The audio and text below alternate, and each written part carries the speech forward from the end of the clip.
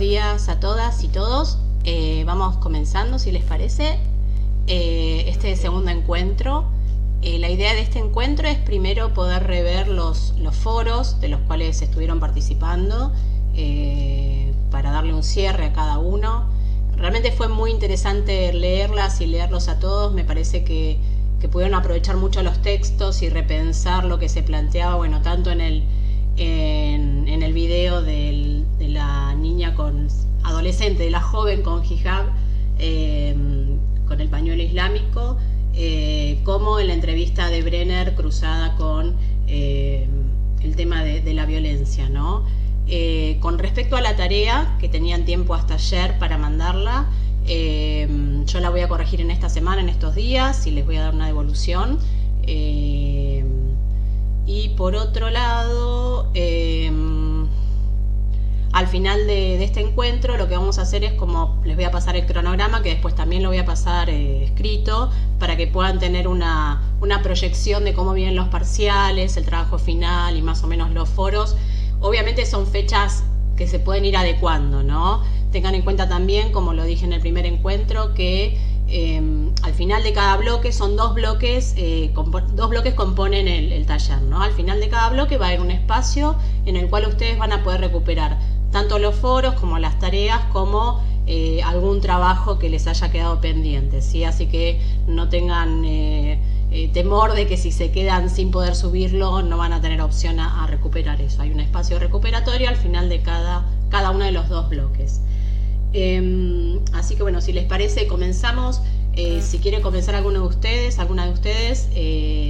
con algo que les haya quedado del primer foro, o sea, el que plantea Duchatsky y Skliar, con respecto a la tolerancia, los eufemismos, el multiculturalismo, y pensándolo en base a lo que sucede en esa escuela con esa directora, esa alumna y esos alumnos, ¿no? No sé si les quedó algo en el tintero, qué antiguo, ¿no? Hay gente que ya no sabe ni lo que es un tintero, pero bueno, se les haya quedado algo dando vueltas en la cabeza a partir de lo que leyeron, de lo que escribieron y de lo que leyeron de los otros compañeros, ¿no?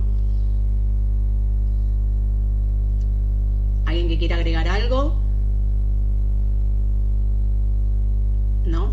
Si les parece, voy haciendo como un cierre del tema del texto de Duchatsky y Skliar, y ustedes pueden ir acotando o repreguntando, obviamente, lo que les vaya surgiendo, ¿no? Entonces, lo que plantean Duchatsky y Skliar en este texto es el tema de los eufemismos y cómo son nominados los otros y qué implican esas nominaciones, ¿no? Cuán no ingenuas son esas formas de llamar a los otros, de denominar a los otros o de nominar a los otros, ¿no? Y cómo siempre históricamente, digamos, durante toda la historia de la humanidad y hoy en día también, se asocia lo alterno, la alteridad, el otro, con aquello que es peligroso, ¿no? Y por eso esa necesidad también de ser nombrado y ser circunscripto concretamente para que no nos toque, ¿no? Este miedo ontológico al otro, a la peligrosidad que el desconocimiento, que el diferente nos puede traer, ¿no? Obviamente todo esto lo estamos pensando para después cómo nos posicionamos en un acto pedagógico frente a la otredad, que no tiene por qué ser extrema, digamos. La otredad es cualquiera de las personas que participan de un acto educativo. Todos son los otros. Lo que pasa es que son aquellos otros, los peligrosos, digamos, son aquellos que están determinados también culturalmente, ¿no? Bueno, ahora vamos a ir viendo con el texto de Skliar. Perdón.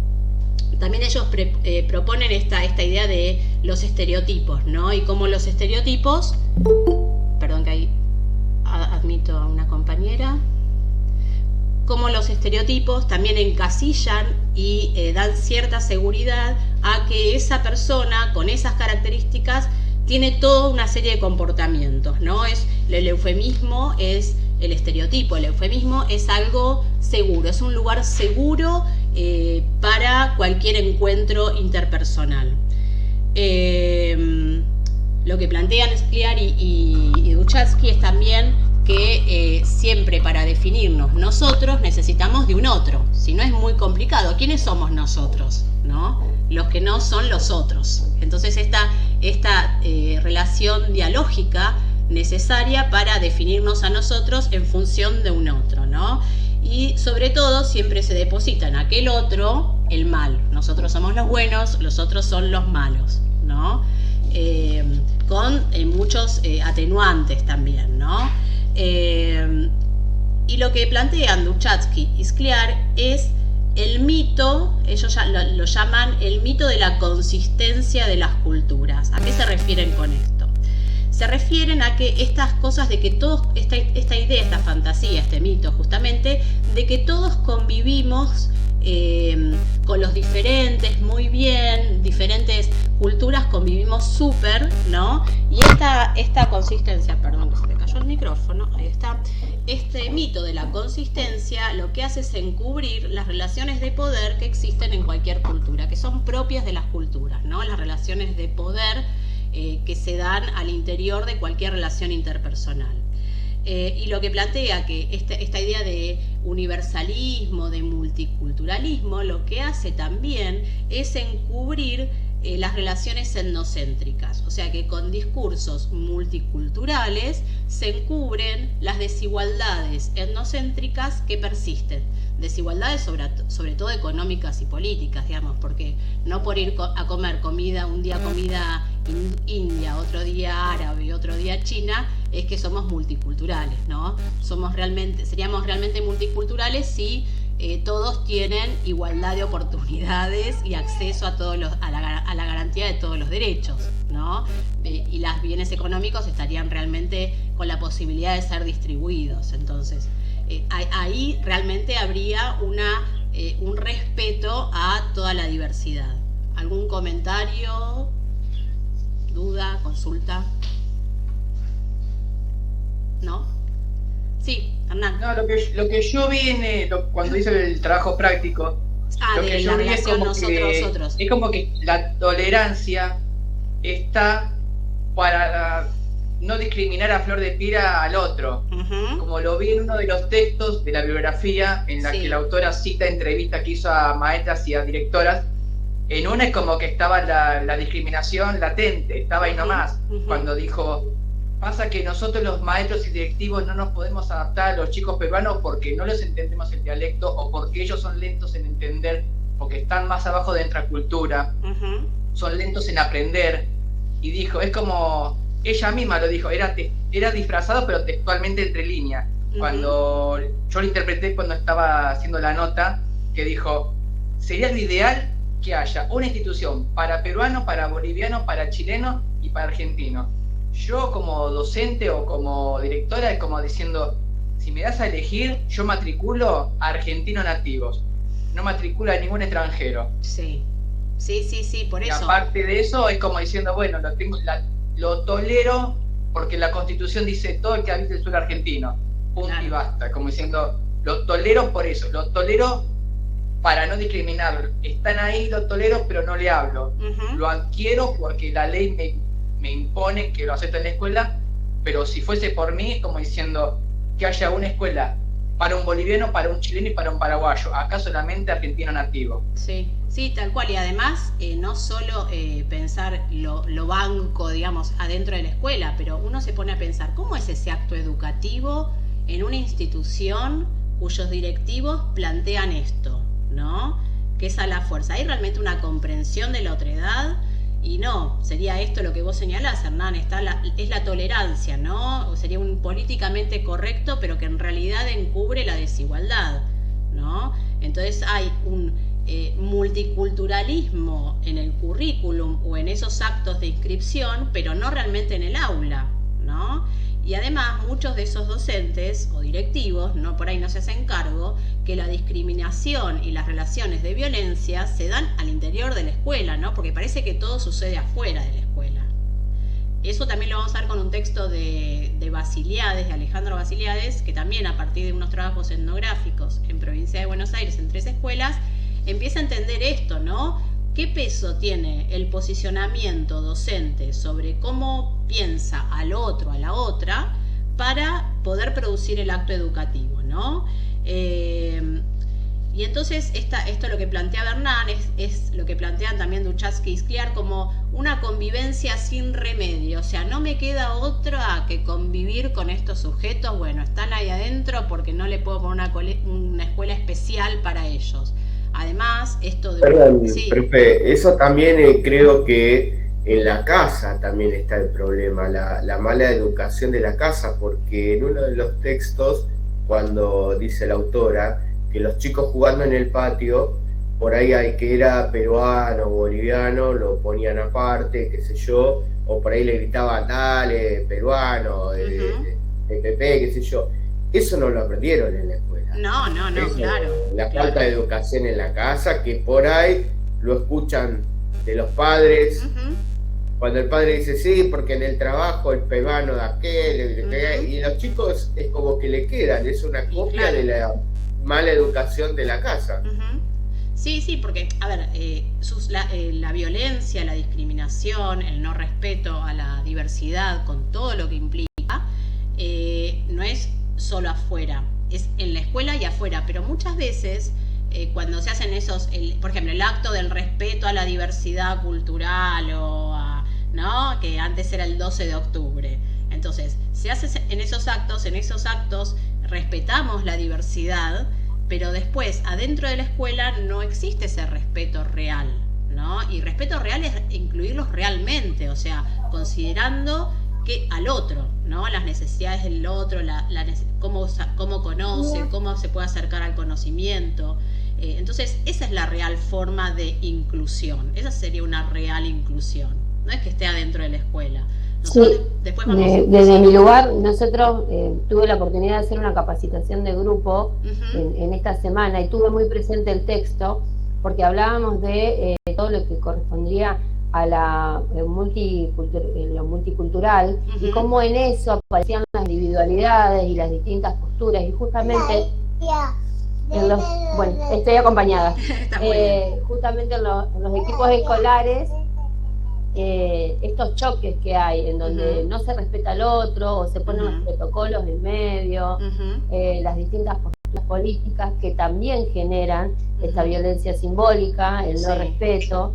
Entonces es muy difícil poder llegar a un acuerdo y enviar una idea correcta, me parece. Sí, es un trabajo permanente, de reflexividad permanente también sobre las propias prácticas, ¿no? Porque nosotros también pertenecemos a una sociedad que históricamente discrimina y plantea la necesidad de una forma de ver el mundo.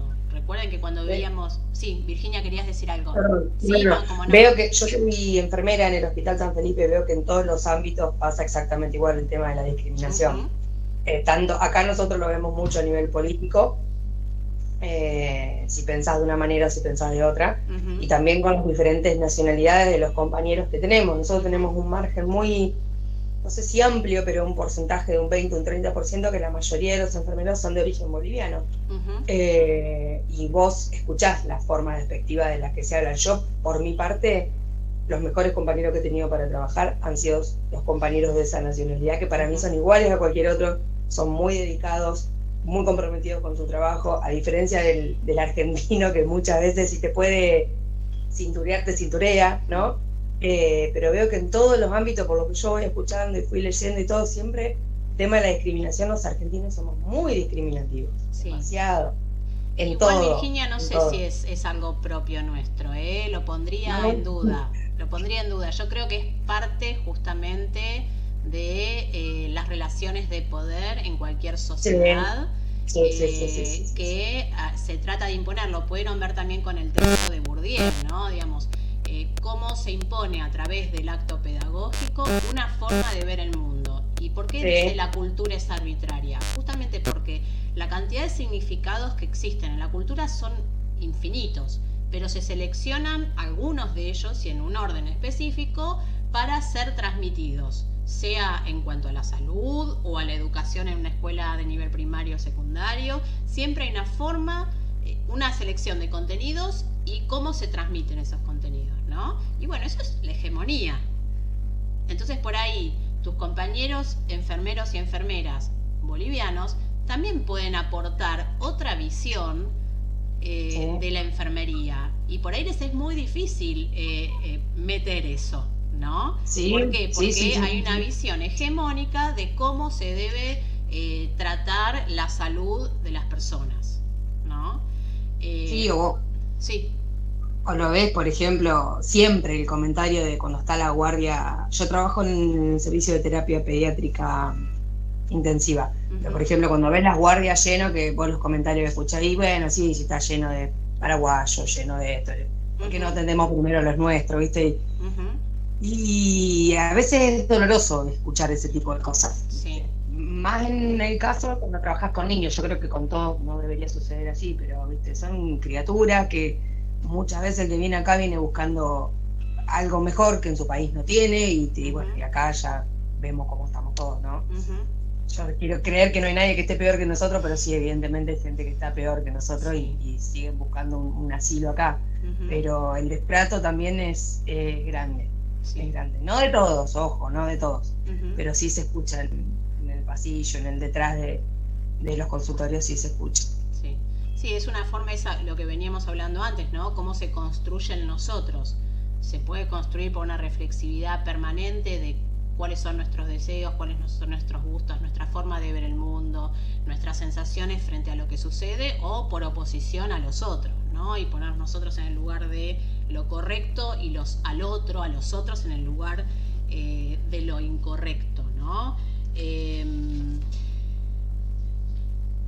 Lo que plantean Duchatsky y Scliar son estos tres tipos de multiculturalismo, ¿no? Un multiculturalismo que llaman más empresarial, que sería esta idea de la diversidad cultural como un show, ¿no? Pero que las desigualdades siguen persistiendo. Esta idea de multiculturalidad vana, solamente discursiva, que es un eufemismo, lo que llaman ellos es un eufemismo del capitalismo. ¿Por qué dicen esto? Porque dice que supuestamente se incluye a todos, pero se incluye en el show, pero no se incluye en la verdad de la distribución de las posibilidades a un mundo más igualitario, ¿no?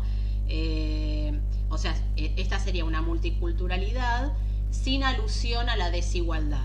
O sea, hay diversidad de formas, pero sigue habiendo desigualdad económica y política, ¿no? Que es lo que finalmente construye la vida cotidiana de todas nosotras y de todos nosotros. Entonces, pensar esta idea de que como la tolerancia no está exenta de las desigualdades. Daba el ejemplo Hernán, ¿no? De cómo en este texto se ve de nosotros, los otros y nosotros, ¿no? Lo que es importante, porque yo les señalaba esta idea de la etnografía y de los trabajos etnográficos, que muchos de los textos que ustedes leen están basados en trabajos etnográficos, porque muchas veces lo que uno dice, lo discursivo, puede tener una apariencia, pero en la práctica, digamos, en la verdad de la milanesa, cuando uno se posiciona, en el caso de la escuela, en un acto educativo, es cuando se ven las diferencias entre el discurso y la práctica. Por eso es importante, como trabajo social, como etnógrafo, antropólogo, sociólogo, poder estar por periodos prolongados en los espacios en los cuales trabajamos, que estamos investigando, porque ahí es donde se ve realmente el quiebre entre lo discursivo y la acción, ¿no? Que en la acción es donde saltan muchos significantes, muchos significados que uno si no oculta, ¿no? Oculta en el discurso, por ahí no conscientemente, también este ser correctamente político, ¿no? Ser tolerante, todo esto que uno debe ser como directivo de una escuela, pero que en realidad no acciona en las prácticas, ¿no? ¿Vos, Hernán, querías decir algo? ¿Alguien quiere acotar algo, señalar algo? No, profesora, buen día. Sí. Marcela. Hola, Marcela, ¿cómo estás? Muy bien. Respecto a las desigualdades, sí. Resulta que en las escuelas a veces tienen un poco de nacionalismo enseñado desde la primaria, pero después también los textos que se inculcan en la secundaria o en el terciario o en la universidad vienen con un peso de fondo que desconocemos, que es algo político-económico, y que responde a la situación internacional también, porque tiene que ver si, por ejemplo, las políticas que tengan Estados Unidos en América o Argentina con algún nuevo acuerdo con Europa, y bueno, y eso hace también, aunque no parezca, digamos, que inculcan ese conocimiento después en la universidad, en el terciario, en alguna costumbre que se venga con una empresa, por ejemplo, el McDonald's que venga con algún marketing traído de afuera y que lo implemente como costumbre en la diversidad de los niños. Bueno, la verdad es que eso también tiene mucho que ver. Sí. Sí, sobre todo, Marcela, lo que vos decís, digamos, cómo se puede salir de lo que vimos en el texto de Bourdieu, de violencia simbólica, ¿no? De este inculcar determinados contenidos como los únicos verdaderos, ¿no? Bueno, ¿cómo se puede salir de esta violencia simbólica que se actúa a través de la autoridad pedagógica, de la acción pedagógica? Bueno, se puede salir, es complicado, pero implica un trabajo de reflexividad con los propios estudiantes, ¿no? Este trabajo es más complicado que una bajada directa a lo que llamaba Freire, un depósito de contenidos en los cerebros del otro, ¿no? Una educación bancaria, lo que decía Freire, ¿no? Por eso esta idea de cómo salir de la violencia simbólica viene más de la mano de pedagogos como Freire, la educación popular, ¿no? Que en Argentina se relacionó mucho con la educación de adultos, ¿no? La forma de cómo pensar, generar un pensamiento crítico a través del acto pedagógico, que es la única forma, Marcela, de salir de esta bajada de contenidos, ¿no? Sí, de hecho, en una de las partes decía que en realidad el verdadero docente hoy en día tiene que entender que es un pedacito de cada una de todas las culturas. Claro, bueno, pero uno si se pone en ese lugar se tiene que salir también de la fantasía de que yo soy el nosotros y todos los otros son los que están allá, ¿no? Que yo no tengo nada que ver con los otros, ¿no? Yo soy superior, bueno, una idea evolucionista también, ¿no? Porque siempre el que define el nosotros es el superior. Históricamente, en la historia de la humanidad, ¿no? Siempre se definió el otro como aquel inferior que en algún momento puede llegar a ser como yo, si se pone media pila, ¿no? Pero bueno, lo que hace también el multiculturalismo, que señalan Scliar y Duchas, que me parece muy interesante, con esta idea de la tolerancia, es cómo se enmascaran desigualdades económicas con características culturales. El ejemplo, un niño que tiene que caminar durante 2 horas, atravesar ríos, subir montañas para llegar a la escuela, se le dice, ay, qué divino, ay, mirá qué fuerza que tienen, es tan divino, y bueno, es su realidad cultural, hay que respetar eso, ¿no? Pero en realidad lo que se está encubriendo es que no tiene una escuela cerca, o no tiene carreteras, o caminos, o medios de comunicación, o no lo puede pasar a una combi para que ese pibe no tenga que cruzar todas las mañanas un río en invierno, en verano, cuando llueve, ¿sí?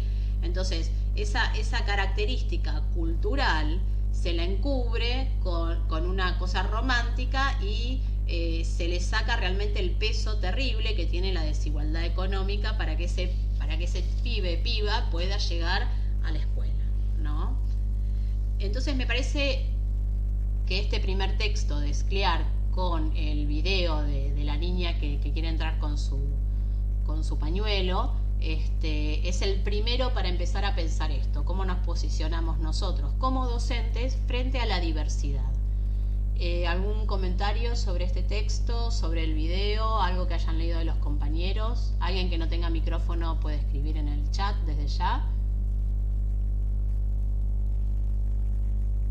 ¿Nadie? ¿Ningún comentario? Bueno, si les parece, yo estoy haciendo estos cierres de los foros y de los textos, sobre todo para que no quede nada volando por ahí y puedan pensarlo, sobre todo para el primer parcial y para el trabajo final, y que puedan relacionar, utilizar estos conceptos para poder pensar cualquiera de los dos trabajos, ¿no? El segundo foro que tuvimos fue el de la entrevista a Brenner, atravesado con el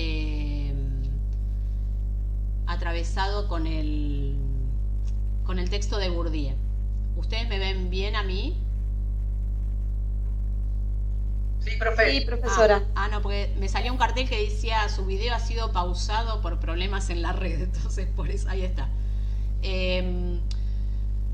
Bueno, el texto de Bourdieu, cruzado con la entrevista a Brenner, se veía medio cortado, sí, se ve que se colgó un poco la internet. Es para pensar justamente esto que veníamos hablando de cómo el docente se puede posicionar, qué posibilidades tiene el docente. Tampoco somos magos en un mundo hegemónico, históricamente no somos magos para que nada de la hegemonía se atraviese en nuestras prácticas. Lo que sí podemos hacer, como dije antes, es este ejercicio de reflexividad para pensar si efectivamente pudimos generar algún espacio en el cual se pueda reflexionar en conjunto con los estudiantes sobre qué está pasando, cuáles son los contenidos que se ven, cuáles son los significantes que se valoran, y tratar de que la arbitrariedad de la cultura sea lo menor posible. Entonces Bourdieu desarrolla muchos conceptos, pero bueno, los conceptos que a nosotros nos interesan son autoridad pedagógica, acción pedagógica y violencia simbólica, que en este caso sería a través de la violencia pedagógica, pero bueno, es violencia simbólica. El concepto que relacionan ellos, el que toma Bourdieu y Passerón, es básicamente la idea de hegemonía, ¿no? ¿Cómo se puede dominar a otro, a otra? Una es a través de la violencia del ejercicio concreto de la violencia. Pero ¿qué sucede con el ejercicio concreto de la violencia para dominar a otros? Que no se puede sostener a lo largo de mucho tiempo. Entonces, para poder sostener la dominación durante mucho tiempo, es necesario otros tipos de ejercicio de la violencia. Y es la violencia simbólica la que permite que se someta a otros y a otras sin el ejercicio de la violencia física, ¿sí? Por eso se llama violencia simbólica.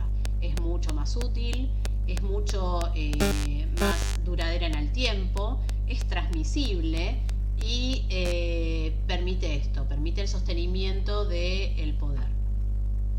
¿Algún comentario? ¿Qué es lo que pudieron ver, relacionar? ¿Qué les quedó del texto de Bourdieu y de Brenner? Lo que ustedes recuerden. ¿Alguien que quiera hablar? El video de Brenner, sí. Es que lo que él hace hincapié es como que la educación está como, en vez de ir evolucionando porque la tecnología lo pide, los alumnos lo piden, es como que está resquebrajada, es como que desde la autoridad mayor, el Ministerio de Educación, se va requebrajando y va dando, es como que delega la autoridad a las escuelas. Y las escuelas, cuando le bajan los problemas, no saben qué hacer si no tienen una línea bajada directa de nación, que pase por provincia, jefatura, los consejos escolares y la escuela. Es como que se están delegando, es como que arman un proyecto y lo tiran sobre la mesa y delegan las responsabilidades. Implementarlo como quieras, fijate, armar la currícula vos, agregale algo. Yo te bajo la idea principal y vamos a darla a tu distrito, a tus aulas, a tus alumnos. Sí. Porque es como que la educación de antes, el docente tenía la autoridad en el aula. El docente decía tal cosa y se decía como decía el docente, y no se discutía. Hoy en día los adolescentes ya vienen con un cúmulo de información gracias a las redes, a los influencers y demás influencias que tengan desde afuera, que como que se le plantan al docente y como que le discuten lo que expone el docente. Ahora es como que el docente arma como base una clase, pero como que la va armando en el camino con el alumno. Es un ida y vuelta que tiene que hacer sincrónicamente para poder llegar a un punto en común. Es como que hay una tolerancia del docente, como diciendo, bueno, vamos a un ida y vuelta y te tolero para no discutir y para no llegar a un conflicto mayor. van haciendo la clase y es como que ahora los chicos como que van armando la clase simultáneamente con el docente. Sí, esa sería... Es como que y el director delega en el docente la autoridad de la clase. Sí. Vos tenés esta idea del currículo, bueno, dala como vos pensás que la vas a dar con tus alumnos. Y listo. Sí, yo creo que, Hernán, ahí hay varias cosas. Uno, que evidentemente la forma institucional de las escuelas, como fueron pensadas al inicio de la modernidad, ya no funcionan por muchas cosas, ¿no? Pero bueno, lo que vos señalaste de la tecnología, del acceso a la tecnología y con ella a mucha información, verdadera o no, entendida o no, bueno, pero mucho acceso a la información, y la caducidad de la forma institucional que venimos repitiendo, esta idea normalista de escuela, ¿no? que de los profesorados, de toda la historia desde Sarmiento a esta parte, ya no funciona. Entonces, esa idea de construcción permanente de la forma de dar los contenidos y dar clase me parece fantástica. Ahora, habría que pensar si esa docente está tolerando, si efectivamente se está construyendo algo en conjunto, ¿no? Esa sería la idea. Igual, siempre, según Bourdieu, ¿no? Ustedes lo han leído, es imposible correrse totalmente de la autoridad pedagógica y con ella de la violencia pedagógica. ¿Por qué? Porque primero hay una serie de contenidos que hay que dar, que son los elegidos, son esos contenidos y no otros. Ahí ya hay un ejercicio de la violencia. Y tiene que aprobar esos contenidos y no otros. ¿Y por qué? Porque si no, no tienen título, no llega a la certificación. Esa certificación lo que hace es certificar, valga la redundancia, que esos contenidos fueron dados, esos contenidos y no otros, ¿no? Entonces eso es, para Bourdieu, un ejercicio de la violencia, es una selección determinada de X contenidos, de X significantes, ¿no? Y eso es violencia simbólica porque se imponen esos contenidos, y esto a través de un sistema educativo oficial, ¿no? Entonces, esta autoridad pedagógica va a reproducir estos contenidos. Lo que puede hacer en el camino es justamente dar pie a que en el aula se puedan construir otro tipo de reflexiones, otro tipo de contenidos, justamente con todos los saberes que traen los estudiantes. Yo creo que antes no es que no se llevaban saberes, los estudiantes no llevaban saberes, siempre llevaban saberes, lo que pasa que no se daba ese espacio porque no era tan fuerte los cambios que se habían producido, ¿no? Sobre todo en cuanto a tecnología.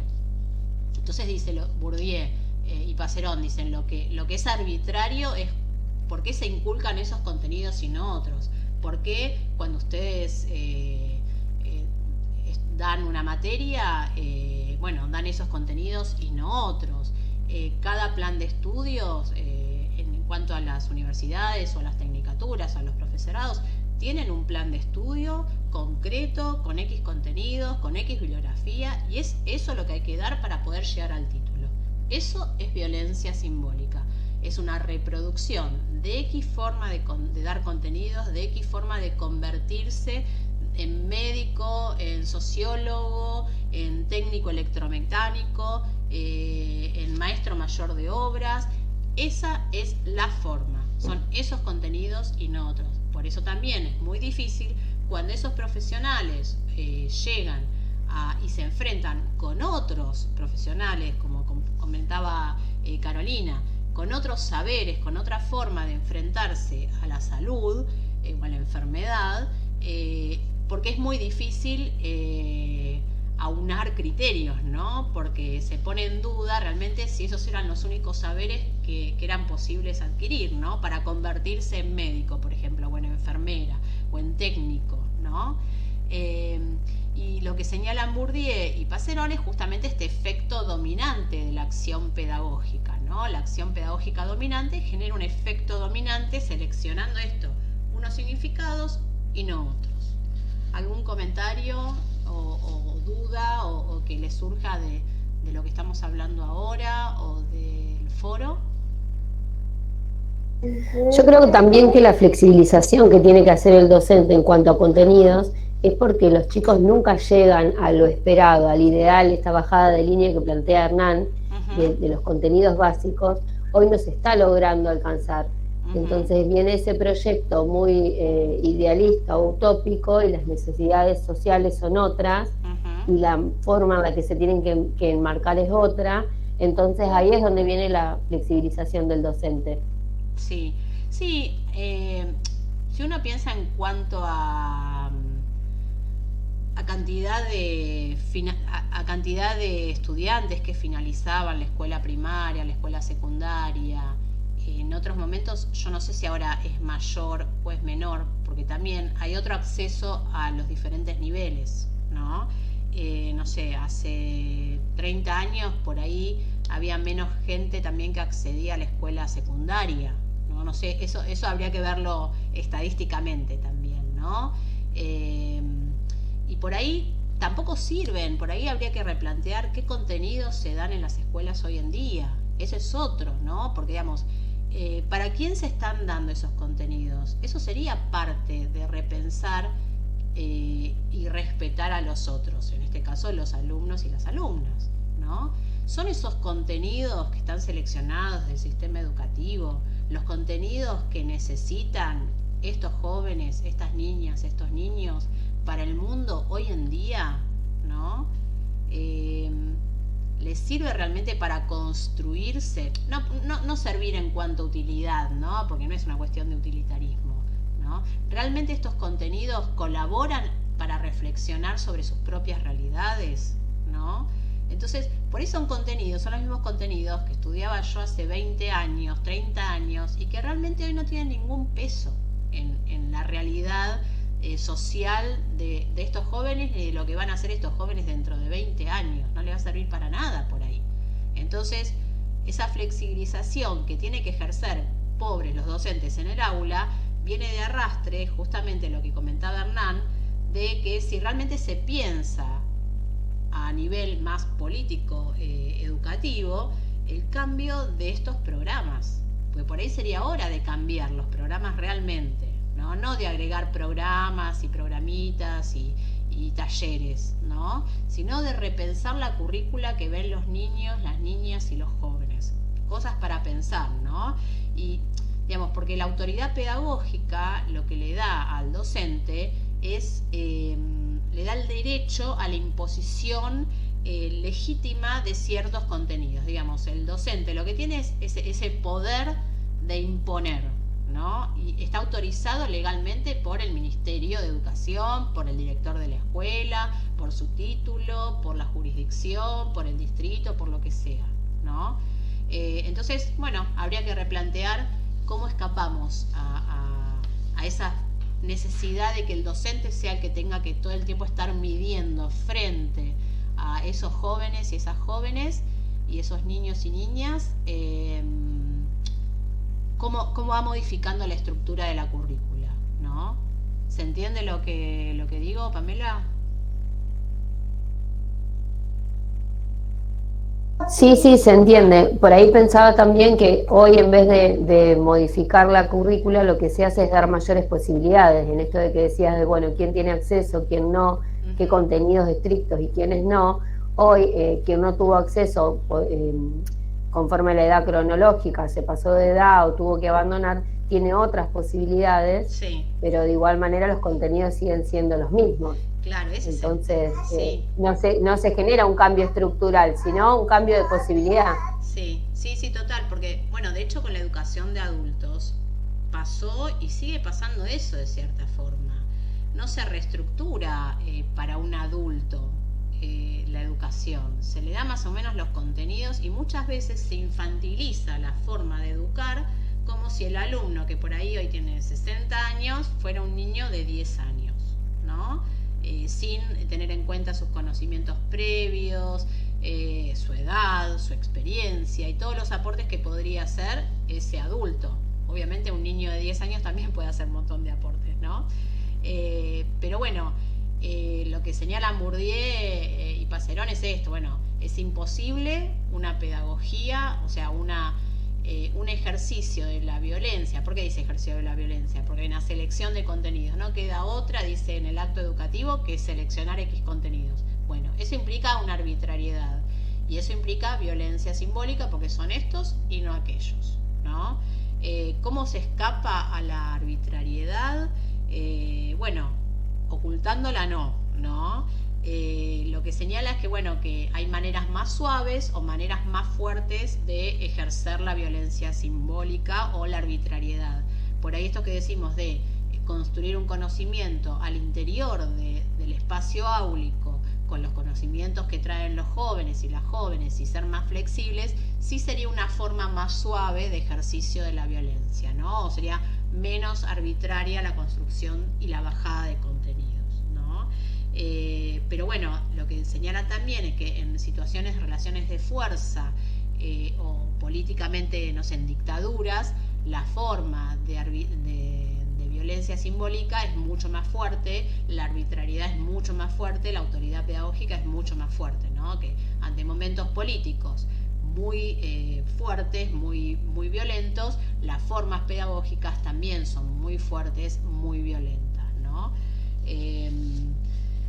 Entonces, bueno, es esta verdad objetiva que se plantea muchas veces como que la acción pedagógica es una acción objetiva, sin ningún sesgo, tenemos que empezar a sacarle ese velo, ¿no?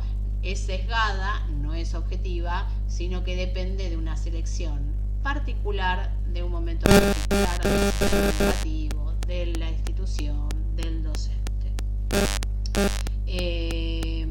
Entonces, el trabajo pedagógico es aquel que logra sostener el arbitrio cultural, ¿no? La arbitrariedad de cómo está conformada esa cultura. Nuestra tarea reflexiva ayudará a lo que dice Bourdieu, a suavizar esta arbitrariedad y permitir que los contenidos y los significantes de los otros y de las otras puedan llegar a construirse en un conocimiento también válido, ¿no? Lo que señalan, que yo les había dicho al comienzo, que la violencia simbólica y la acción pedagógica permite que se transmita de generación en generación ciertos contenidos y no otros como válidos. Entonces esta transmisión es también propia de la violencia, y con la transmisión de ciertos contenidos y otros no, también se sostienen las relaciones de poder, de fuerza y de dominación. Esto es lo que plantean Bourdieu y Passerón. ¿Alguna duda, comentario, consulta? ¿No?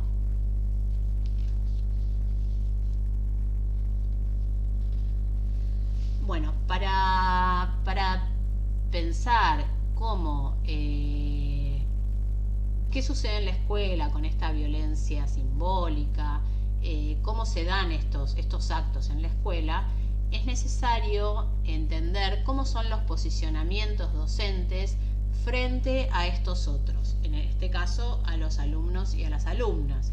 Para eso Alejandro Basiliades escribió un texto que ustedes lo tienen en la bibliografía, que se llama Posiciones docentes frente a la desigualdad social y educativa, ¿no?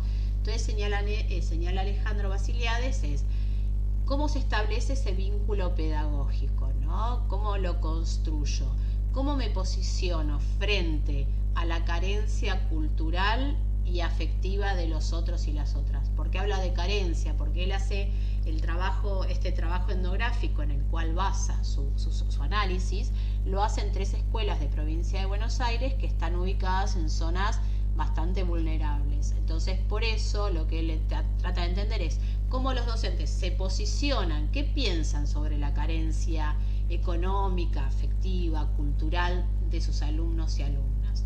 Y dice que estos posicionamientos van a terminar produciendo diferentes tipos de acto educativo y que van a ser fundamentales para que realmente sea un acto pedagógico más o menos violento simbólicamente, recuperando lo que veíamos recién con Bourdieu, ¿no?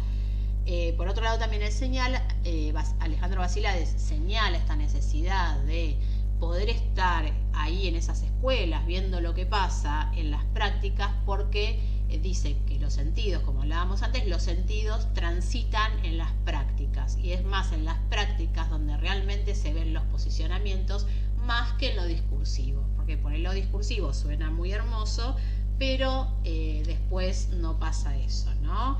Entonces son estos discursos y estas prácticas los que organizan, ¿no?, la forma en que se enseña, la forma en la cual se posicionan frente tanto a los estudiantes como a sus familias, porque esto también lo toma Alejandro Basiliades y dice que es importante en cuanto a cómo se va a enseñar, ¿no?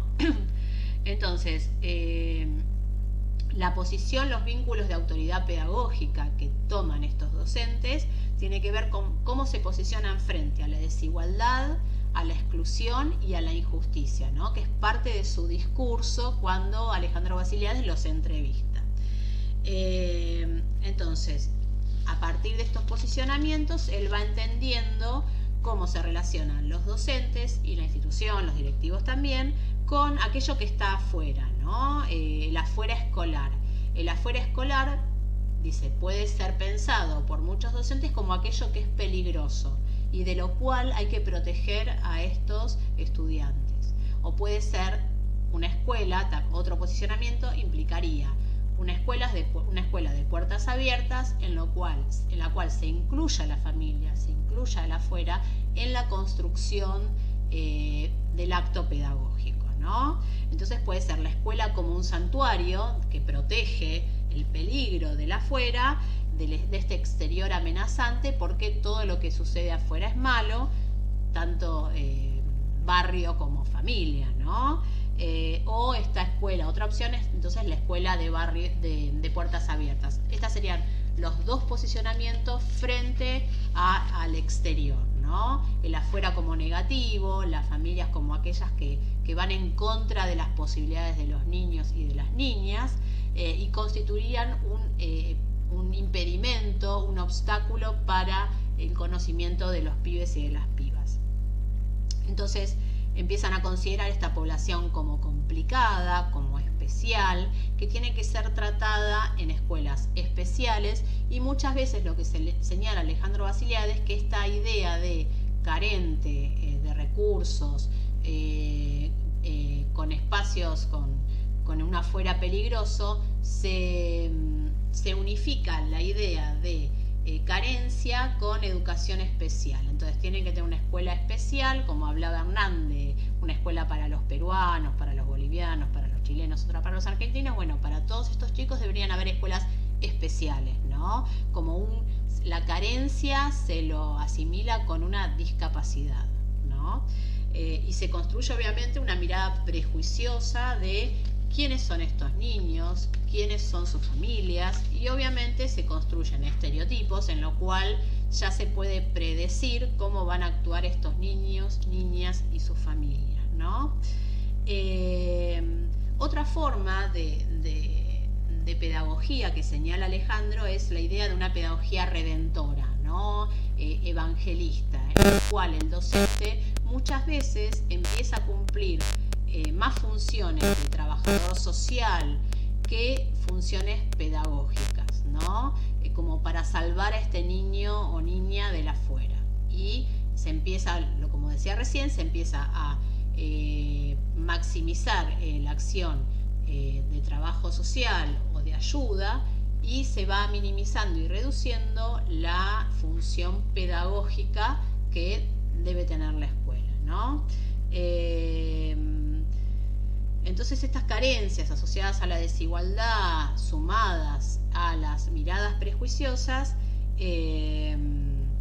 complican justamente el acto pedagógico. Entonces dice, bueno, ni una mirada redentora o evangelista, o evangelista en cuanto a esto de evangelizar, de proteger, ¿no? Pastoral, redentora, de protección de estos chicos contra el afuera, ¿no? Como si el de afuera fuera todo lo malo, ni la idea de brindarle la cultura a estos chicos y chicas que no tienen, ¿no? Como una cosa de carencia. Ni carencia ni redentor pastoral de protegerlos, ni protegerlos del mundo, ni pensar que son unos carentes que afuera no tienen cultura, no tienen nada, está el peligro, y es la escuela la única que le puede proporcionar todo. Pero ustedes van a poder leer el texto y van a ver todas las entrevistas y las descripciones de lo que sucede que hace Alejandro Vasiliades, y van a poder entender a qué se refiere con estas dos actitudes tan fuertes, ¿no?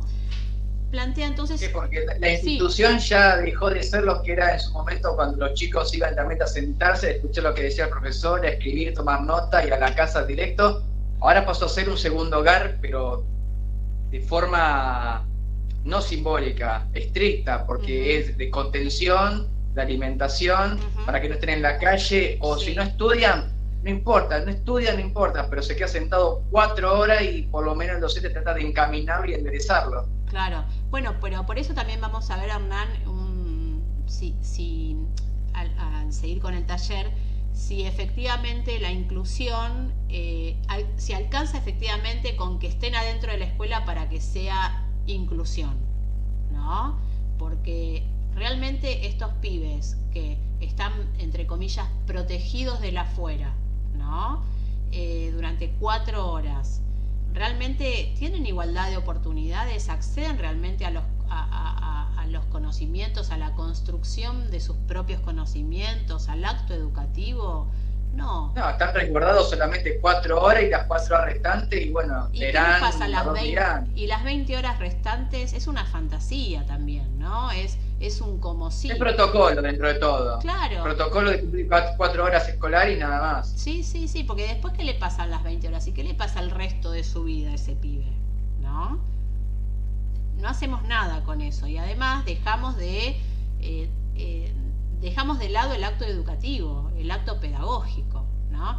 Igual esto, a ver, estamos planteando un montón de ideas para reflejar la realidad, no es un juicio de valor sobre ninguna actitud, porque es un problema muy complicado, y creo que cada uno de nosotros como docentes hacemos lo que podemos, y justamente ustedes están capacitando, están pensando sobre su realidad, y bueno, poder ir buscando las mejores estrategias, ¿no? No, antes era 100%, la institución era 100% institución de formación, tanto civil como moralmente para el adolescente que salga formado moralmente y civil. Sí. Ahora es 50 y 50. Sí. Primero te formo moral, te trato de contener psicológicamente, pedagógicamente, y las últimas 2 horas de clase, pero ahora si te doy algo para estudiar, fíjate cómo los podés relacionar y listo. Sí, o sea, es muy complicado. Lo que plantea Alejandro Vasiliades es, bueno, buscar como una forma intermedia en el cual usar esta afectividad, este cuidado del otro, de la otra, para poder construir un acto educativo. O sea, no podemos hacernos los tontos con que la escuela es un espacio de cuidado, ¿no? De afecto para muchos pibes y pibas. Pero, dicen, utilizar este acto afectivo posible que se puede producir ahí en el aula para poder llegar a construir conocimiento también, ¿no? No quedarnos con uno y sin el otro. Usar esa posibilidad de afecto que se da, de cuidado, afecto, amor en el aula, para poder construir conocimiento, ¿no? Eso claro, eso es, perdón, ¿no? Que interrumpa. No, es como dice también Hernán un poco. O sea, antes, por ejemplo, cuando yo iba a la primaria, ir a la escuela era ir a aprender. Pasabas y sabías, si no pasabas, chao, te quedabas en el camino, repetías. Y entonces el tema de la contención del alumno y toda esa cosa no existía. Era problema tuyo en tu casa. En la escuela era ir a aprender, a estudiar y nada más. Sí, solo se daban cuenta. Y acotando a lo que dice José Luis, en uno de los textos en donde la autora cita las entrevistas que hace tanto a directores a docentes, hay una docente que cita como diciendo, como que lees entre líneas como diciendo, lo ayudo y chao, a ver qué pasa. Como decía en un texto, entre comillas, que yo ayudo a los chicos, que no sé si era un peruano o hacer hincapié a un peruano o a un boliviano. Yo lo ayudo a probar, a que pase de grado. a que pasa a segundo, tercero, a cuarto grado. Yo lo ayudo, pero cuando llega a cuarto grado y el día de mañana, ¿qué va a ser el día de mañana? Como ha pasado, yo conozco muchos docentes que dicen, recibí a un chico en cuarto grado que no sabe ni leer ni escribir. Claro, porque le agarró la pandemia desde primer grado y segundo. Pasó segundo, tercero y llegó a cuarto sin leer ni escribir. Sí. Pero textualmente te usa el teléfono, te lo maneja como si fuese un profesional. Pero no sabe comprender, no sabe escribir y no sabe leer. Y lo decía en la entrevista, en el texto, en la biografía, yo ayudo a la chica a pasar de grado, pero le estoy ayudando a pasar, pero la estoy instruyendo a futuro porque no va a saber cómo defenderse el día de mañana. Sí, bueno, ese es un dilema, ¿no? Digo, ¿qué hago? ¿Cómo hago con esa niña? Bueno, tengo que trabajar, tendría que haber un equipo psicopedagógico en la escuela, docentes de apoyo, porque por ahí esa docente sola no puede con 30 pibes y casos particulares ir tan a fondo, ¿no? Entonces la hace pasar, y bueno, es lo que dice, y en un momento va a caer del sistema. Lo que vos decías... Lo que pasa que, sí. Perdón, profesora, sí. No te interrumpa. Lo que pasa es que yo lo que veo también, que muchos profesores o maestros en la escuela se encuentran con el problema. Y si yo lo repruebo, ¿cuál es el problema al cual me enfrento? ¿Cuál es el problema que después por ahí tengo que dar 10 millones de explicaciones al directivo, al alumno, a los padres, porque después me vienen a ver, porque después piensan con que, el maestro lo reprobó porque le tiene bronca? Entonces se encuentra con un montón de dilemas y quizás y bueno, lo apruebo y veremos después, y como que se saca el problema de encima, es como que le tiraron la pelota y la pasa, como en un partido. Sí. O sea, en vez de gambetear, la paso y me saco el problema de encima, porque una vez se habla con maestros y que dice, sí, yo si le pongo un 3 porque no estudió o qué sé yo, me encuentro con un montón de problemas que lo estoy destruyendo psicológicamente, anímicamente, que después los padres me esperan afuera, que el director no me defiende. O sea, a veces es complicado también para un maestro ponerle un aplazo a un alumno porque no estudió, porque qué sé yo, porque realmente no va. Y entonces es un problema también a la hora de calificar y a la hora de acompañar. Sí, lo que yo me preguntaría, José, es el momento previo, ¿no? Eso, nosotros lo que tenemos que hacer en este momento de reflexión, y en los talleres, y en este tramo, es justamente reflexionar cómo se llega a eso. O sea, el momento de la calificación es un momento, pero antes hay una historia. Entonces, ¿qué pasó antes? Porque creo que lo que hay que preguntarse es el antes de eso, ¿no? Digo, en el aula. Pasaron 2 meses. Recién en la calificación es que explota todo, ¿no? O a fin de año cuando va a pasar de grado. Ahora, si antes el docente puede realmente hacer, también el docente, digamos, si tiene tiempo para formación o si tiene que correr como corren muchos docentes de una escuela a la otra, no tienen tiempo de reformular procesos educativos, ni de planificar, ni de hacer muchas cosas que debería hacer un docente porque la misma realidad económica se los imposibilita, ¿no? El trabajo docente se los imposibilita. Tampoco hay equipos pedagógicos en la escuela. En muchas escuelas faltan equipos pedagógicos o tienen uno solo para un montón. Entonces, ese momento de calificar o ese momento de que repita o no de grado o de año es un momento, pero digo, ¿qué pasó en el proceso del acto educativo? No solo estoy hablando, repito, no solo del docente, ¿no? Sino de la institución educativa. Pasaron cosas antes que no fueron, no se intentó, o por ahí se intentó, pero no tenían los recursos para poder revertir eso, ¿no? Entonces, eso es lo que digo, ¿no? Había realmente una institución que protegía a ese estudiante, a ese docente, para poder realmente construir un acto educativo que le sirviera. Muchas veces no sucede eso, ¿no? Lamentablemente, no hay recursos, bueno, un montón de situaciones. Y con respecto a la escuela de antes, hay un libro que ustedes van a tener en la bibliografía que se llama Los mitos de la educación, que realmente ahí se plantean también muchas ideas que uno tiene sobre cómo era la educación antes, ¿no? La educación antes, la educación ahora, que es de Grimson. Yo se los comparto también para que lo puedan tener. Alejandro Grimson y Fanfani. Que ese libro, es más, lo busqué ahora en el trabajo parcial 1, lo van a utilizar justamente para poder repensar esta mitología de la educación argentina, el Detente y Fanfani. Lo tienen en la bibliografía, lo van a poder leer y lo van a tener que leer para elegir algún mito y poder reflexionar sobre quiénes se educaban antes, quiénes se educan ahora, si realmente era mejor o peor, porque también esto antes era mejor, antes se respetaba al docente, y muchas veces lo que vos decís, José, como por ahí si uno tenía problemas se tenía que arreglar solo, y el docente se enteraba que ese pibe, esa piba tenía problemas porque no iba más a la escuela, ¿no? No le quedaba otra que abandonar, ¿no? Sí, que antes por ahí había, a ver, yo estoy hablando de experiencias mías, de experiencias de vidas mías en la escuela donde fui yo y todo. Sí. A lo que yo denotaba, por ejemplo, o a lo que observo hoy, ¿no? Desde mi juicio, digo, es un juicio, no es un hecho, lo que digo.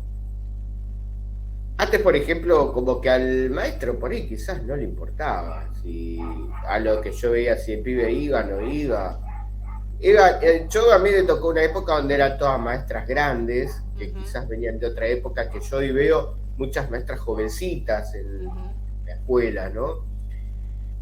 Y las maestras de antes no dudaban en agarrar y meterte el miedo o maltratarte. Yo muchas veces veía a la maestra cuando decía, ustedes no entienden, que son mogólicos, que que el otro.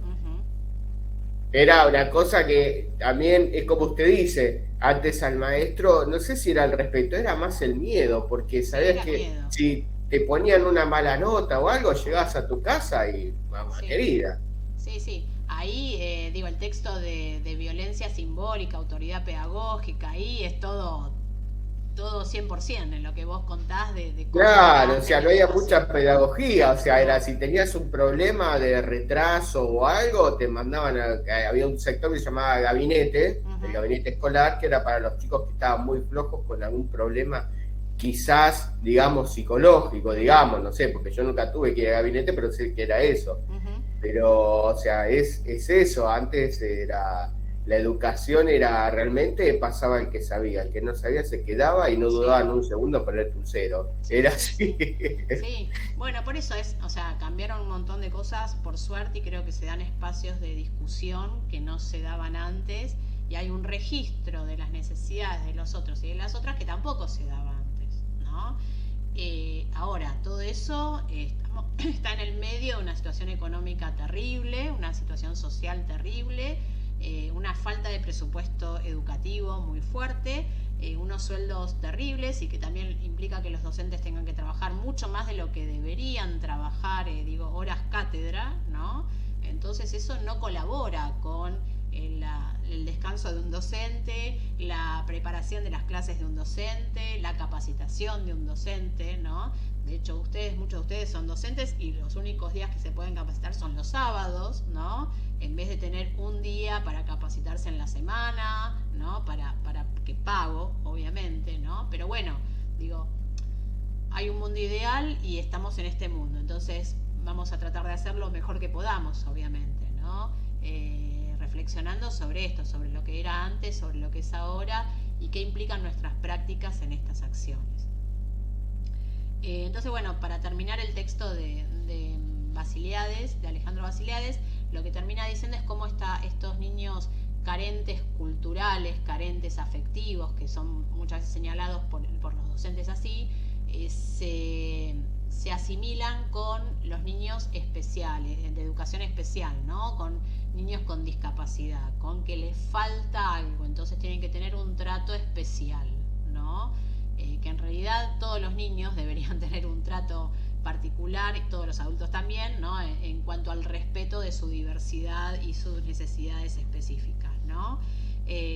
Pero bueno, así tiene que ver el posicionamiento de uno, cómo construye el acto pedagógico, cómo yo me posiciono frente al otro, así será mi acto pedagógico. Y el otro y la otra no son solo el alumno o la alumna que está en el aula en ese momento, sino también el afuera, la familia, la comunidad, el barrio en el que vive, ¿no? Entonces la pregunta sería, ¿se puede escapar de la violencia simbólica? Yo tomaría lo que dice Bourdieu. Se puede suavizar la violencia, se puede repensar formas justamente de construir en conjunto. ¿Se puede suavizar la violencia simbólica al interior de un sistema educativo oficial que certifica oficialmente ciertos contenidos sí y ciertos contenidos no? Bueno, los bachilleratos populares plantearon esta idea, ¿no? Y durante mucho tiempo los bachilleratos populares no tenían certificación oficial, pero en un momento tuvieron que pedir certificación oficial para que a esas personas que estudian los bachilleratos populares pudieran tener el certificado. Entonces ahí tuvieron que ceder ciertas cosas. Ahora, las prácticas al interior de esas escuelas sí intentan ser, de esas escuelas de educación popular, bachilleratos de educación popular, sí intentan ser menos violentos simbólicamente y priorizar otro tipo de acto educativo al interior de esos espacios, ¿no? ¿Alguno de ustedes? En los bachilleratos, no, yo pienso que en los bachilleratos la violencia simbólica, o sea, en la educación va a estar siempre fija, va a estar intercalada o va a estar disfrazada, como por ejemplo en los bachilleratos, porque ahí tenés una diversidad de gente, tanto cultural como de la gente que es nativa digitalmente y los que son inmigrantes. Claro. Hay gente que es nativa digitalmente, que nacieron con todo esto, saben cómo manejarse, y están los inmigrantes, que son los mayores de 40, 50, que no les cuesta ingresar a la tecnología. Claro. La va a tener que suavizar a la violencia simbólica, pero sí, siempre va a estar, porque tienen que llevar una regla del estudio. Claro. Suavizarla sí, va a estar obligado a suavizarla, pero siempre lamentablemente va a estar la violencia simbólica porque no pueden desviarse de la currícula. Claro, ese es el tema. Bueno, se puede reflexionar sobre esta arbitrariedad, ¿no? Se puede poner sobre la mesa y explicar que estos son contenidos arbitrarios, ¿no? Lo que yo haría como docente en una clase de bachillerato para adultos es dar la clase, pero que no esté sentados cada uno en su pupitre, como dicen. Armar grupos, grupos intercalados, sí. De un chico de 20, uno de 50, uno de 40, uno de 30, que estén intercalados para que el inmigrante digital se pueda adaptar y pueda entender un poco más. Sí. No estar todos separados, intercalados por edades. Sí, esa sería una forma, y sobre todo porque muchos de estos bachilleratos populares son parte del barrio, o sea, la gente que va al bachillerato popular forma parte de un barrio, son vecinos del barrio, ¿no? Que por ahí en otras instituciones educativas no se da tanto porque los jóvenes se movilizan más para llegar a la escuela, ¿no? Pero en el caso de los bachilleratos populares hay mucho barrio en la escuela, ¿no? Porque justamente lo que se intentó, sobre todo en la década de los 90, es acercar la escuela a los barrios, a la gente, ¿no? Para que no tengan esta dificultad de acceso a la escuela. El siguiente foro que ustedes van a realizar justamente tiene que ver con un bachillerato popular, ¿no? Van a ver unos textos y un video sobre un bachillerato popular. A partir de los 60 o 70 comenzó el término de educación popular. Esperen que admito a una compañera. Ahí está. Como una idea de, desde Freire, ¿no? De la educación liberadora, la educación no bancaria. Eso fue en los 60, 70. Y en los 80 recién se comienza a construir el término de educación popular. Y acá en Argentina, vuelvo a decir, justamente en los 90 es cuando con las políticas neoliberales se presenta más fuerte la falencia desde la institución, desde la educación formal, y empiezan a aparecer respuestas que se acercan a los barrios y tratan de dar respuesta a las necesidades de los adultos, jóvenes adultos y adultos, ¿no? Entonces hay una resignificación de estas políticas neoliberales que buscan la vuelta de cómo poder dar educación, brindar educación a los grupos expulsados, ¿no? Expulsados por el sistema. Imagínense también la década del 90 lo que fue, ¿no? Las carpas blancas, toda esta lucha docente. Entonces, lo que plantea la educación popular es justamente una educación crítica que pueda criticar, valga la redundancia, criticar lo arbitrario de los contenidos y poder en estos espacios educativos generar nueva selección de los significados. O sea, que no sea arbitraria la construcción de qué significados se dé y qué no, sino que sea elegida entre todos los participantes de ese acto educativo, ¿no? Que sea el aula un espacio de confrontación, de negociación, de selección, de reflexión de todo esto. Y que no sea el aula un espacio que refuerce la hegemonía, sino que sea algo contrahegemónico, o sea, que sea que discuta contra aquella violencia simbólica que una autoridad pedagógica puede instituir si reproduce automáticamente aquello que fue seleccionado arbitrariamente, ¿no? Entonces, este carácter más emancipador del espacio áulico sería una forma de luchar contra la violencia simbólica. Y es lo que se plantea en los bachilleratos populares, ¿no? Poder luchar contrahegemónicamente seleccionando otros significantes, ¿no? Y sería, bueno, involucrar a la escuela, involucrar a los estudiantes en esta lucha cultural o contracultural, ¿no? Contrahegemónica. Y sobre todo se da mucha relevancia al vínculo pedagógico. Esto que decíamos, bueno, ¿cómo se construye el conocimiento en un momento ustedes llamaban de flexibilidad del acto pedagógico, ¿no? Este vínculo pedagógico de respeto pero de respeto no hacia la autoridad, sino de respeto mutuo, ¿no? De respeto también hacia los conocimientos que puedan traer los otros, ¿no?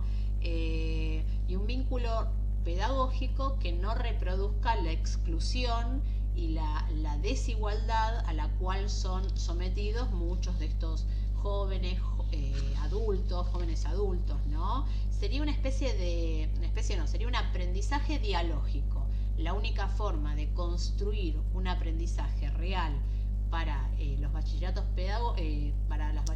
populares, para la educación popular, es la posibilidad de construir dialógicamente con el otro, junto al otro, seleccionando nuevos contenidos, nuevos significados para poder proponer una respuesta frente a la dominación y frente al poder hegemónico del sistema educativo del momento, ¿no? Sería también, bueno, la necesidad, lo que venimos hablando, ¿no? La necesidad de reflexión crítica permanente de los docentes, de los directivos, sobre qué se está haciendo en esa escuela. Todo esto es un montón, pero bueno, es para ir pensando, es para ir reflexionando sobre qué podemos hacer nosotros para no ser parte silenciosa, reproductores silenciosos de la violencia simbólica. Algo vamos a reproducir, algo vamos a transmitir, algún tipo de violencia simbólica vamos a ejercer, pero sería esto, tratar de suavizarla, dando lugar a esos espacios de reflexión, de construcción colectiva, de nuevas selecciones, de qué contenidos sí, qué contenidos no, qué significantes sí, qué significantes no. ¿Alguna duda, consulta, comentario? ¿No? ¿Nadie? Bueno, si les parece, vamos a ir viendo lo que queda por delante para que ustedes puedan tener un panorama de tiempos y tareas a cumplir. Ustedes entregaron entonces la tarea, la relación nosotros-otros en espacios multiculturales que cerró ayer. En el término de esta semana, en estos días, la semana que viene, mejor dicho, de lunes, martes, miércoles, les voy a estar dando la devolución. Y en el día de hoy voy a abrir el último foro previo al trabajo parcial, que se llama de la siguiente manera: ¿es posible el escape a la violencia simbólica? Tiene que ver justamente con lo que estuvimos hablando hoy. Ahí tienen el texto, tienen un video de un bachillerato popular y van a tener tiempo hasta el 24 de septiembre, o sea, tienen una semana para poder participar de este foro. Luego de este foro van a tener la entrega de las consignas del trabajo parcial 1, o sea, el primer trabajo parcial, que voy a dar las consignas el 25 de septiembre, y la entrega de ese parcial va a ser el 9 de octubre. ¿Sí? 25 de septiembre, entrega de consignas, 9 de octubre, entrega del trabajo parcial. Una vez que hayan entregado, o sea, que se haya cerrado la entrega de ese parcial 1, van a tener la apertura por una semana de un espacio para recuperar tanto la participación en los foros, como las tareas, como el trabajo parcial. Por ende, si no llegaran a entregar el trabajo parcial 1, van a tener hasta el 16 del 10 para poder entregarlo, ¿sí?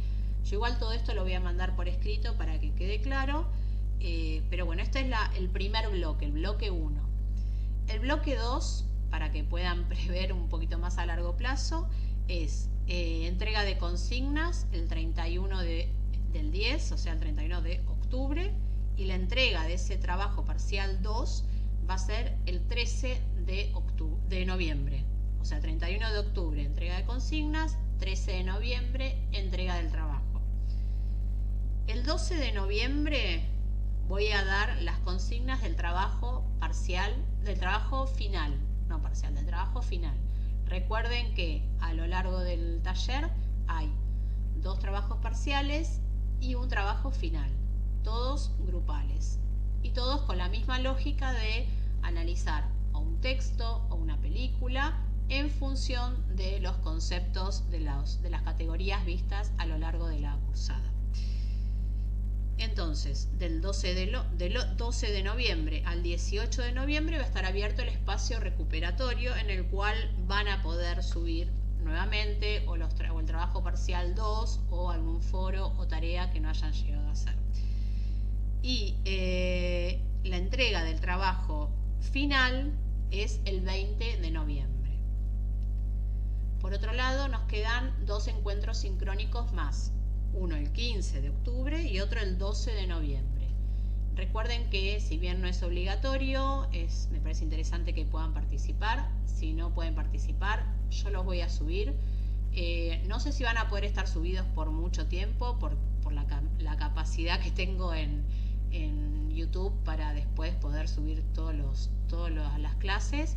Así que en principio hoy voy a subir esta y estará también la primera.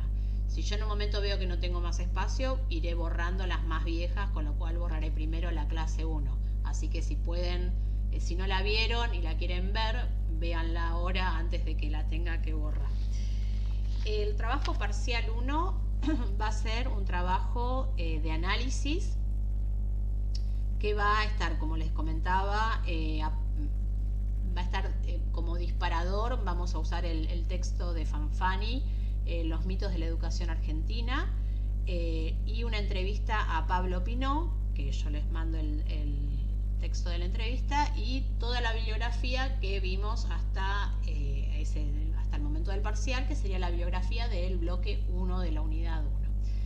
Cualquier duda que vayan teniendo, igual nos iremos hablando, pero bueno, básicamente esos son los tiempos, los parciales. Entonces quedan por delante 2 trabajos parciales y el trabajo final. Van a tener nuevamente espacios recuperatorios para cada uno de los 2 bloques, y nos quedan por delante 2 encuentros sincrónicos. Yo voy a mandar todo esto escrito para que les quede claro, y nada más. ¿Alguna duda, consulta, comentario?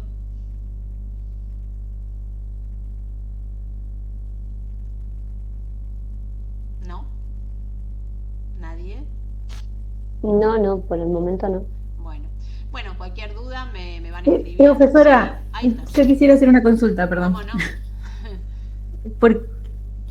¿Me escucha? Sí, perfecto. Sí, porque yo no participé de un foro de los anteriores y no escuché justo si iba a habilitar para recuperar. Eso lo dije en el primer encuentro, y a algunos que me escribieron también se los dije. Al final de cada bloque, o sea, de cada unidad, que son 2 unidades las que componen este taller, voy a abrir un espacio recuperatorio. En ese espacio recuperatorio me van a mandar, ponele vos que no participaste de un foro, ponele que no participaste de un foro y no pudiste hacer una tarea. Entonces, subirás en ese espacio recuperatorio un Word, un PDF, lo que te venga mejor, con el foro, tu participación en el foro y tu trabajo, tu tarea, ¿sí? Entonces, ahí tenés el tiempo para recuperar. Perfecto, la unidad 1, listo. del bloque 1. En el bloque 2 va a suceder lo mismo. Después de la entrega del trabajo parcial 2, ahí va a haber un bloque de recuperatorios. Y ahí recuperarás todo lo que no hayas podido participar. Perfecto, gracias. Sí, no, de nada. ¿Alguna otra duda, consulta? ¿No? Muchas gracias, profesora, por la aclaración de los recuperatorios. No, de nada, no hay por qué. No, eso está pensado así porque, bueno, también por ahí pasan cosas, uno no puede participar y eso no impide que puedan aprovechar y participar y sumar sus aportes, ¿no?